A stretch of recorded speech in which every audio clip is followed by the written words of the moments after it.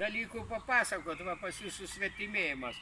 O savo laikais, kai buvau jaunas, piknaudžiaudavo alkoholiu ir visais kitokiais, tai va kaip jūs sakėt, tuose daugiaaukščiuose tai buvo tų bobulkų vienoje laiptinėje po 2-3. Tai mes, kai pradėdavom gerti, švelniai tariant, tai kuo visas laiptinės apeidavom į svečius, kol viską, tai kokį mėnesį užtrukdavom. Tais laikais, reiškia, aš nežinau, žmonės ir darbus prarasdavo ir viską, nu kažkaip tai nebuvo to susvetimėjimo, bet buvo dirbtinis surrogatas, šnapsas, reiškia. Tai vaišindavo jūs, Ką? kad pereidavo per... Nu tai vieni pabaigdavo, sako, pavyzdžiui, jau pritrūkom šnapso, tai sako, ten toj laiptiniai pas tą į tą yra, pas tą nueini, nu tai čia vieni vaišina, treti dar kas nors įkraustosi taip kompanija, tai va visas tas namas taip įsukdavosi. Jeigu namas neįsisukdavo, į kitą namą eidavo. Nes tuo metu sovietmečių, taigi niekam nepaslaptys, ten 3,62 kainuodavo, tą gaudavo kokius 5 rublius, tai buvo pinigai rublis su bisku, tai ir kiekvienas pensininkas dasidurdavo, laikydavo po 5 bonkas, buvo galima, kad policija pakratytų, jeigu viskas ir kol 5 neišbaigė, vėl toliau, tai va. Bet sovietiniais laikais, žinokit, tai būdavo kaimynai, kad spintelę būtų kam pastumti. O dabar nėra to. Taip. O dabar nėra. Taip. Laiptiniai nėra kam pastumti spintelės. Todėl, kad visi žmonės pasijuto labai protingi ir išmanūs, tai va. Labai turtingi pasijuto. Pas mane, pavyzdžiui, prie turgaus būdavo, ateina vienas pečkurys, kuris mūrina pečius. Sako, vyrai, o ten jie geria alų. Būkit žmonės, sako, suneškit plytas, viskas ir taip toliau. Sako, pas mane į 2 aukštą statysiu pečių. Nu, sako, duodu 100 eurų. 3 taip geria alų. Mes, sako, laiko neturim. Tai, bet sako, vyra, taigi pusvalandis. Nu, tai rytoj mes tas pensijas gaunam, tai, bet sako, čia da papildomai turėsim. Eik šit maždaug. Tai va, tai čia yra, galiu pasakyti, abejingumas, o antras dalykas, nu, žmonės atbuko. Tai va, natūraliai atbuko. Pavyzdžiui, aš asmeniškai, kai nueinu kokį spektaklį, ar dar aš labai retai kada vaikštau, va su neringa kartais, kai mane nuveda ir viską.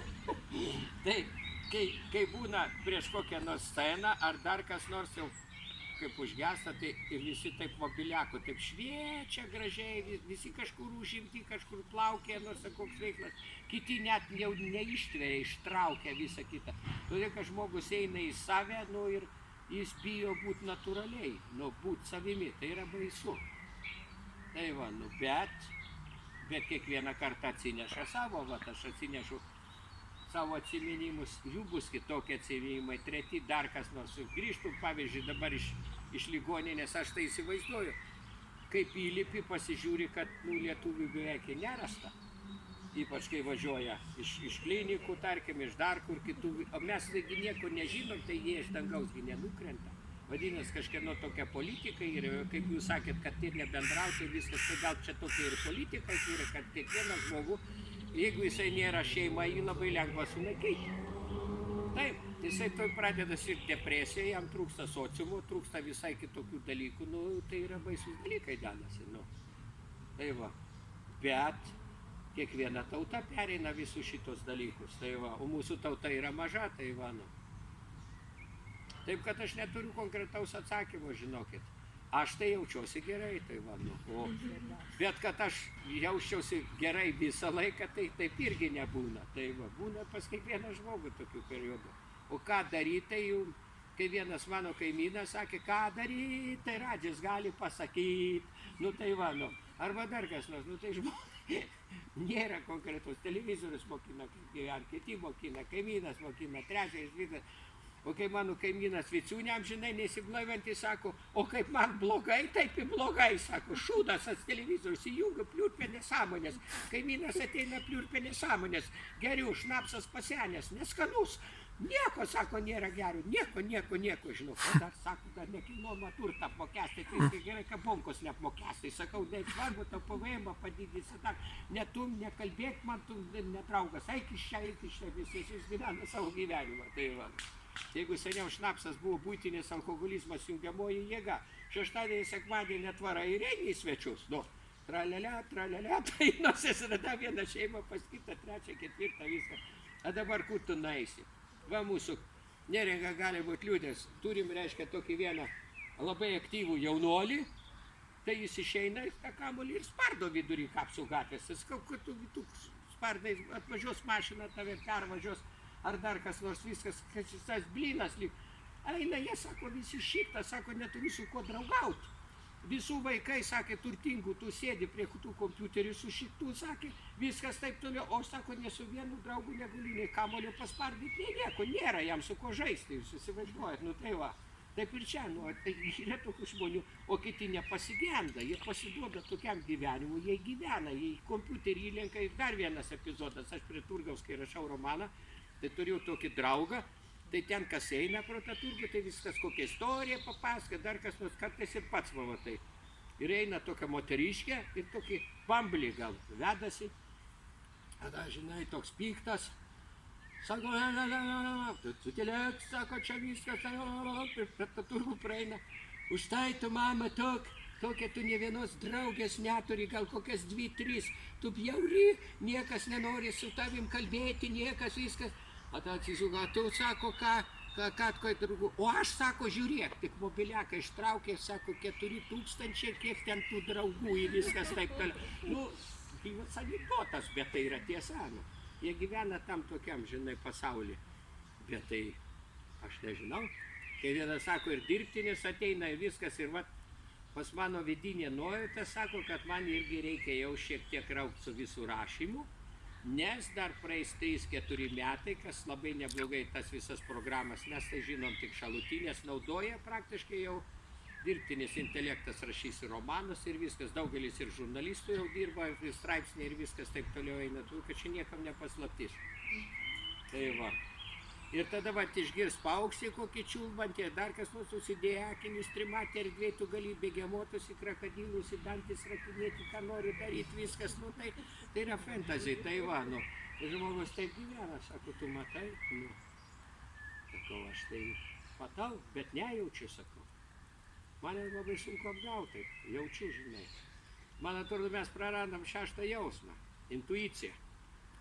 Žmogus intuityviai jaučia, bet laiku einant tuos visus blokus, kai čia prikiša visokių tokių dalykų, tu paskui atsiranda netikėjimas. Žinai, kad taip neturi būti, intuityviai žinai, bet tu pasiduodi. Galvoji, nu ką, čia taip į viskas ir taip toliau.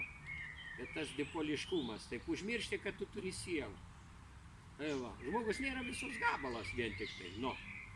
Tai va. Ir jeigu kai vienas mano protingas žmogus, filosofas sakė ir viskas, man tu sako, esi jau supratęs, kad nieko čia ypatingo šiam pasaulyje nevyksta.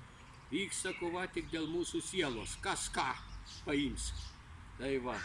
O tie, kurie neturi sielos, durų rankeną, o tikėt gali ką nori, į medį, į durų rankeną, į paukštį, į 3, 4, viskas ir taip toliau, pasirinkimas labai platus. Ir filosofija gali pasiūlyti, sako, mes jums nesiūlom konkretaus tikėjimo, jūs dalį paimkite iš paukščio, dalį iš to, sudėkit, ką jums reikia ir viskas gautų, bet sudėti vis tiek tau negerai. Nu, tai va tame ir dalykas, šiamžinas klausukas, kiekvienas ieško atsakymų, atlieka likimo kreiviai savo funkciją. Tai va, buvo laikas, kai aš tą funkciją iš vis blogą atlikau, buvo kai geras, dabar stengiuosi būti geras. Ar visi apie taip mane galvo, ką iš čia mala liežuvį, a tu prisimeni, kaip dabar, va, tarkim, sutinku, tokius, a tu prisimeni, sako, kaip jis gėrė, a kaip jis rūkė, ir viskas, aš pasižiūriu, vyrai, sakau, jūs pagal amžių man, sakau, nei aš jumis gėriau, nei rūkiau, tai mes, sako, girdėjom. Tai va, ta žodis girdėjom reiškia, tai mes girdėjom viskas.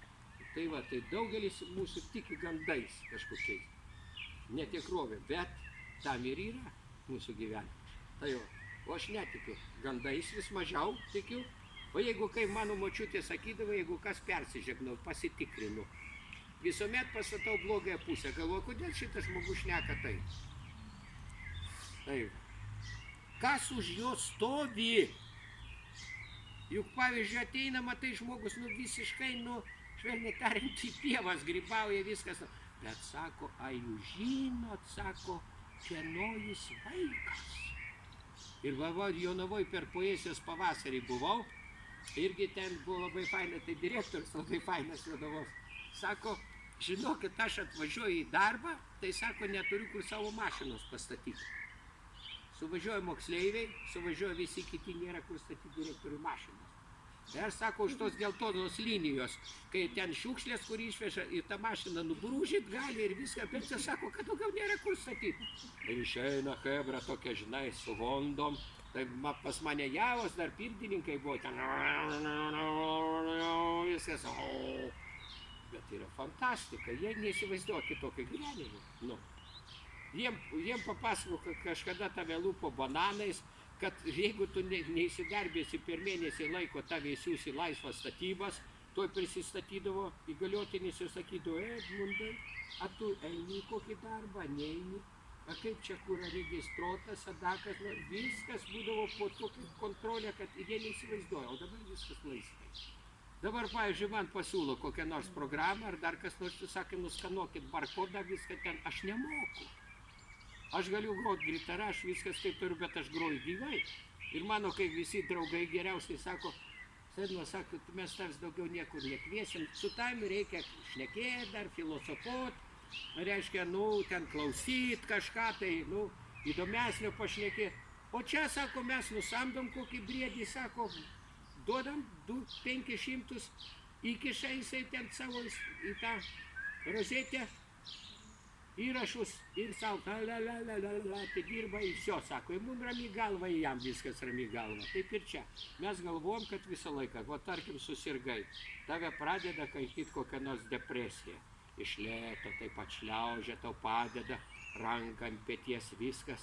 Ir tu vietoj to, kad su ją susipažintum, pabandytum kažką suvokti, tu eini į Google, ieškai, kas tai yra depresija, kartu ją tempdamas ant kupros. Ir bandai ieškoti vaistų. Ir galvoji, kad ten tave išgydys. Nieko panašaus. Tai yra tik ekranas. Tai yra tik žinios. Bet žmogus dar ant savo kupros nešasi ir savo likimą. Jis yra dalelė tos visumos. Jeigu tau lemta, tai iškęs, tu iškęsi. Jeigu nelemta, viskas. Tai va. Labai čia užfilosofavau. Baigiamą dalį dabar darau.